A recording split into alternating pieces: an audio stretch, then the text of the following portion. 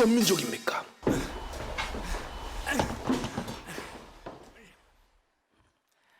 네, 안녕하세요. 방금 영상에서 보신 배달의 민족의 김범준입니다. 반갑습니다.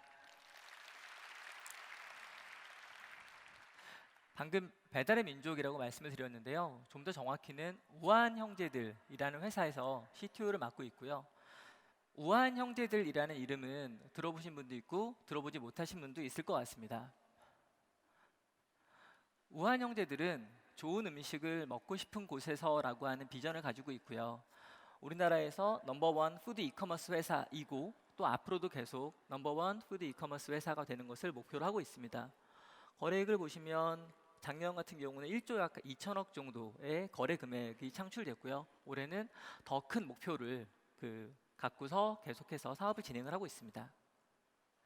여러분들이 굉장히 이제 방금 영상에서 보셨던 것처럼 배달의 민족이라고 하는 서비스는 잘 알고 계실 거고요. 그거 외에도 배밀라이더스는 보통 배달을 해주지 않은 음식점들의 음식을 배달해주는 서비스입니다.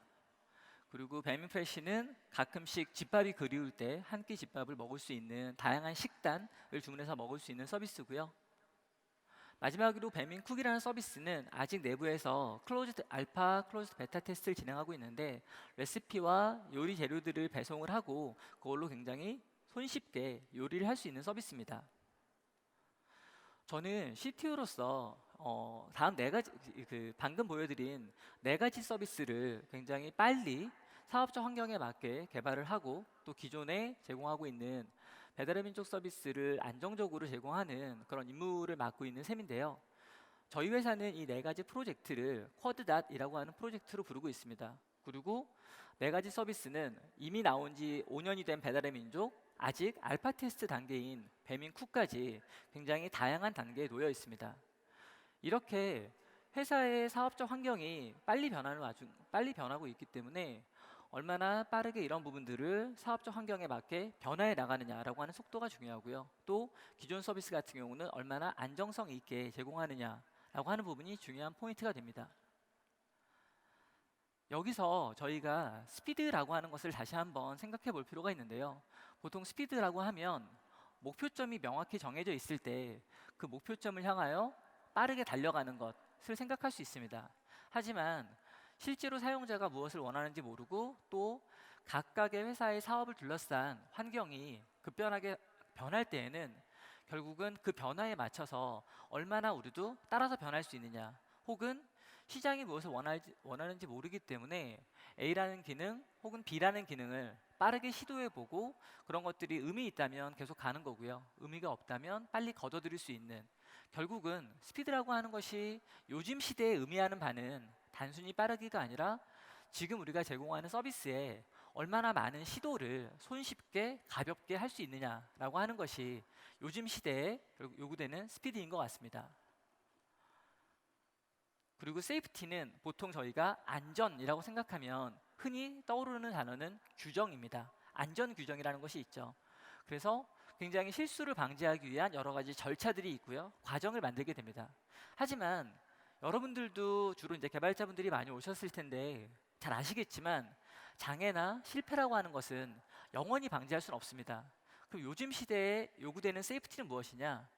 실수를 방지하기 위한 절차를 만들면 만들수록 사실 스피드는 떨어질 수밖에 없거든요. 하지만 굉장히 급변하는 사업적 환경에서는 당연히 스피드를 희생할 수가 없게 됩니다. 결국 요즘 시대에 맞는 세이프티라고 하는 것은 레질리언트 디자인을 통해서 서로 장애가 일어나더라도 그 부분을 얼마나 탄력적으로 극복할 수 있느냐라고 하는 설계를 하고 구현을 하는 것이 중요하게 됩니다.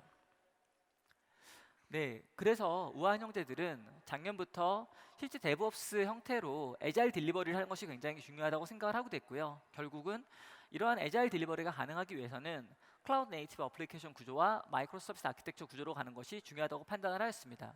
또 이런 구조 하에서는 역시 데브옵스가 가능한 형태의 프로세스가 잡혀야 되는 거고요. 그러면서 AWS로 이전하는 작업을 진행을 하였습니다. 지금 현재 AWS에서는 세 개의 라이브 서비스, 아까 보여드렸던 배민프레시, 그 다음에 배달의 민족 앱의 리퀘스트를 받는 서비스가 제공이 되고 있고요. 저희가 다양한 EC2라거나 VPC, 그 다음에 람다, 그다음에 뭐 IAM 서비스 등 굉장히 다양한 AWS의 프로덕트를 이용을 해서 이런 서비스들을 구축을 했습니다. 지금까지 결과를 간단히 말씀드리면 주문 접수와 같은 전형적인 큐잉 시스템 같은 경우는 개발 기간이 약 반 정도로 단축이 됐고요. 그리고 실제 기존의 운영 환경에 비해서 70% 이상의 리드 타임이 감소가 되었습니다. 그리고 가장 좋았던 것은 무엇이냐면 스피드와 세이프티를 말씀을 드렸는데 이런 것들을 좀 더 과감하게 실험할 수 있게끔 테스트 자동화라거나 저희가 어떤 변경을 가했을 때 실제 라이브 서비스와 똑같은 환경을 구성하고 테스트를 진행을 하고 그런 것들을 배포할 수 있는 그런 환경을 갖춰서 사실은 단순히 시스템뿐만 아니라 프로세스와 문화까지 같이 변한 것이 가장 큰 소득인 것 같습니다. 네, 뭐 지금까지 어떤 식으로 어떤 생각으로 AWS를 적용을 했고 어떤 결과가 있는지 말씀을 드렸는데요. 이후에도 계속 AWS와 같이 가는 부분들은 많이 있을 것 같습니다. 그래서 내년 상반기까지 아까 말씀드렸던 4가지 서비스의 모든 시스템을 AWS로 옮길 생각이고요. 또 굉장히 이제 세이프티만큼 중요한 보안 관점에서도 저희에게 요구되는 그런 규정들을 AWS의 다양한 서비스를 이용해서 충분히 만족시킬 수 있을 것 같습니다. 네, 이상 우한 형제들이 어떻게 AWS를 이용하는지에 대해서 말씀을 드렸고요.